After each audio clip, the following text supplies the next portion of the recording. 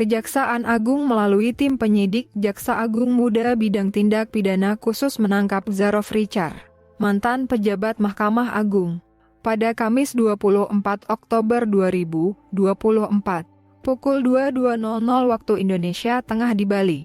Penangkapan ini dilakukan atas dugaan permufakatan jahat berupa suap dan atau gratifikasi yang melibatkan tersangka Lisa Rahma, pengacara Ronald Tanur, terkait kasus pembunuhan Dini Sera.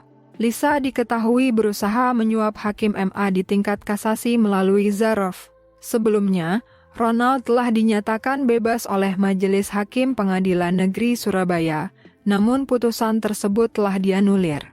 Dalam kasus ini, Lisa meminta Zarof untuk mengupayakan agar Hakim Agung di Mahkamah Agung tetap menyatakan Ronald Tanur tidak bersalah dalam putusan kasasinya. Sesuai catatan, Lisa memberitahu Zarof akan menyediakan dana sebesar 5 miliar rupiah untuk Hakim Agung dan 1 miliar rupiah untuk Zarof sebagai imbalan jasanya. Pada Oktober 2024, Lisa menyampaikan kepada Zarof akan mengantarkan uang sebesar 5 miliar rupiah untuk Hakim Agung berinisial S, A, dan S yang menangani perkara kasasi Ronald Tanur. Karena jumlahnya besar, Zarof menolak menerima dalam bentuk rupiah dan meminta agar ditukar dengan mata uang asing di salah satu money changer di Blok M Jakarta Selatan. Setelah menukar rupiah dengan mata uang asing, Lisa datang ke rumah Zarof di Senayan, Jakarta Selatan, dan menyerahkan uang dalam mata uang asing setara 5 miliar rupiah. Uang tersebut disimpan oleh Zarof dalam brengkes di ruang kerjanya. Kejagung mencatat Zarof sering menerima gratifikasi saat menjabat di Mahkamah Agung antara 2012 dan 2022.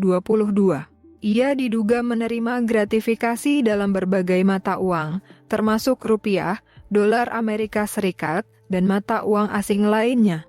Jika dikonversi, total nilai gratifikasi mencapai 920 miliar rupiah, belum termasuk logam mulia seberat sekitar 51 kg, hasil temuan dari penggeledahan tim penyidik Jampitsus. Penggeledahan dilakukan di 2 lokasi, yakni di rumah Zarof dan di Hotel Meridian, Bali. Dari penggeledahan tersebut, ditemukan di rumah Zarof di Senayan, Jakarta Selatan mata uang asing, masing-masing 74.494.427 dolar silver cryptocurrency, 1.897.362 dolar Amerika, 71.200 euro, 483.320 dolar Hong Kong. Sedangkan mata uang rupiah ditemukan 5.725.075.000 rupiah. Jika dikonversi, totalnya setara 920.912.303.714 rupiah. Logam mulia, yaitu jenis emas fine gold 999,9 kepingan 100 gram, sebanyak 449 buah dan logam mulia emas antam kepingan 100 gram sebanyak 20 buah sehingga total logam mulia jenis emas antam seberat 46,9 kg.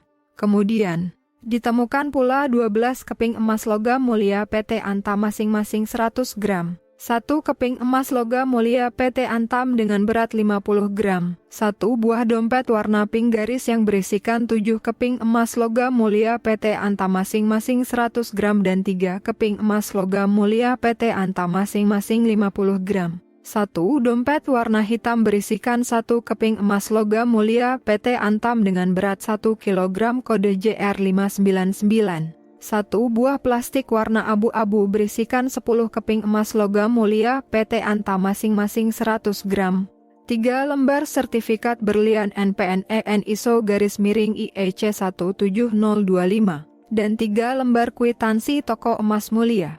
Logam mulia emas Antam tersebut, jika dijumlahkan seluruhnya adalah sekitar 51 kg. Atau jika dikonversikan setara dengan 75.203.830.832 rupiah. Selain itu, di Hotel Meridian Bali tempat Zarof menginap, ditemukan 1 ikat uang tunai pecahan Rp100.000 sebanyak 100 lembar dengan total Rp10 juta. 1. Ikat uang tunai pecahan Rp50.000 sebanyak 98 lembar dengan total Rp4.900.000. 1. Ikat uang tunai pecahan Rp100.000 sebanyak 33 lembar dengan total Rp3.300.000. 1. Ikat uang tunai pecahan Rp100.000 sebanyak 19 lembar dan pecahan Rp5.000 sebanyak 5 lembar dengan total Rp1.925.000. 1. Ikat uang tunai pecahan Rp5.000 sebanyak 35 lembar dengan total Rp175.000. Uang tunai dalam dompet sebanyak Rp114.000. Zarov kini ditahan di Rumah Tahanan Negara Salemba Cabang Kejaksaan Negeri Jakarta Selatan selama 20 hari dalam kasus permufakatan jahat suap dan gratifikasi. Dia diduga melanggar Pasal 5 Ayat 1 Jo, Pasal 15 Jo, Pasal 18 Undang-Undang Nomor 31 Tahun 1999 tentang Pemberantasan Tindak Pidana Korupsi sebagaimana diubah dengan Undang-Undang Nomor 20 Tahun 2001 tentang perubahan atas Undang-Undang Nomor 31 Tahun 1999 tentang Pemberantasan Tindak Pidana Korupsi. Kemudian, dia juga diduga melanggar Pasal 12B Jo, Pasal 18 Undang-Undang Nomor 31 Tahun 1999 tentang Pemberantasan Tindak Pidana Korupsi sebagaimana diubah dengan Undang-Undang Nomor 20 Tahun 2001 tentang perubahan atas Undang-Undang Nomor 31 Tahun 1999 tentang Pemberantasan Tindak Pidana Korupsi.